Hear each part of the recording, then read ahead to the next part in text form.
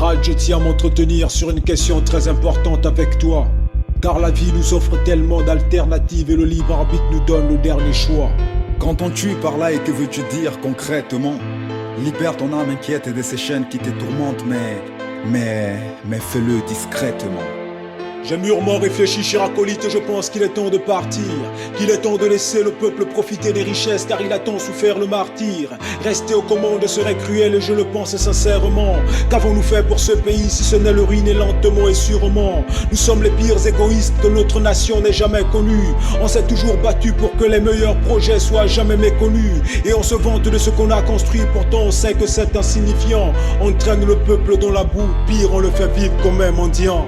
Mesures-tu, camarade, la dangerosité de ces propos? L'indécence de ces termes que tu professes presque sans repos? Moi je dis qu'un tel procès est pure trahison et ai du mal à reconnaître mon fidèle compagnon. Que t'arrive-t-il soudain? Es-tu prêt à abandonner tous ces privilèges? Quitter ce paradis et laisser à Sévorien ton siège? Et que fais-tu de l'opinion de nos compères occidentaux? Tu sais qu'à une telle décision, oui, ils imposeront leur veto. Pourquoi continuer à se mentir comme moi? Tu sais qu'on n'est même pas populaire. On s'impose contre la volonté du peuple et comme le gaz à effet de serre en pollue l'air. On est conscient que c'est dans l'obscurité qu'on avance au lieu d'aller vers la lumière. Apprenons à accepter le choix du peuple, on a assez d'argent pour assurer nos arrières. Le but, à ce que je sache, n'a jamais été de partir de là. Moi je compte garder mon poste et plus que jamais faire la loi. Je ne plus faire marche arrière, très cher partenaire. Car comme tu le pensais, le pouvoir et moi c'est comme l'aimant et le fer. J'en ai marre de contribuer activement à la chute de notre cité et d'entendre les journalistes dire dans les médias que nous participons à sa félicité. D'ailleurs ils ne peuvent pas dire le contraire, c'est nous qui leur mettons la pression. Ceux qui osent le faire on les censure et c'est une entrave à la liberté d'expression. Et quand les syndicalistes font grève pour revendiquer de meilleures conditions, menacent de couper leur salaire. Pourtant nous savons qu'ils ont raison et que nous sommes responsables de toute leur misère. Jusqu'ici on n'a rien fait pour que le peuple ait de logements dignes durant de ce pays. Il en est de même pour les écoles, les universités et les conditions de vie. Il est temps de faire place à ceux qui lui veulent du bien pour qu'il puisse enfin décoller. Camarade, je trouve pathétique ce époustouflant repentir. Je suis indignement choqué, mais vous avez réussi à me faire rire. Les journalistes sont et restent les griots de notre gouvernance. Instaurer la liberté d'expression, c'est nourrir les fleurs de la désobéissance. Et pourquoi se soucier de ces vermines, ces parasites qui n'ont rien? Pourquoi parler du logement alors que vous dormez bien? De la santé alors que vous êtes suivi par des médecins européens? De l'éducation alors que vos 3 enfants sont dans les meilleurs établissements américains? Je pense qu'on devrait noyer, oui, noyer dans le courant de la mendicité cette sale populace et les esprits éclairés des universités. Je constate malgré tout que l'essor de ce pays est toujours le cadet de tes soucis. On a trop fait souffrir le peuple sans se cacher et sache que tout ici est un sursis.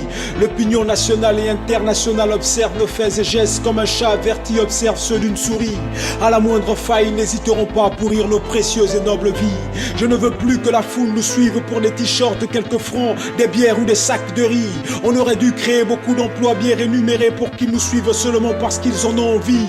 Au lieu de ça, on leur a rendu la vie chère et leur pouvoir d'achat de jour en jour se déprécie. C'est tout ce qui me pousse à me retirer, j'ai tenu à te l'exposer pour que tu l'apprécies.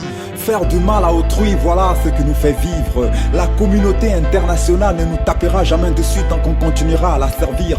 De plus, qui ferons-nous rêver si les conditions d'épanouissement sont favorables à tous? Qui chantera pour nous en ville comme en brousse? La pauvreté aux stupides et la richesse aux malhonnêtes. Chaque pauvre doit être une fibre de notre jeu de marionnette. Penses-tu vraiment que quitter le pouvoir serait la garantie de mal finir comme certains tyrans? Évidemment. Qu'au moins tu es dans la merde jusqu'au cou, raison de plus pour te dire que le pouvoir est notre seul parapluie.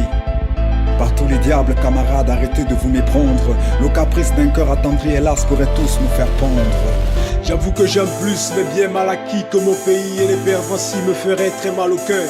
Je suis prêt à les protéger à n'importe quel prix et pour cela je participerai à nouveau à ce régime de dictateur. Ma décision est prise, elle est irrévocable.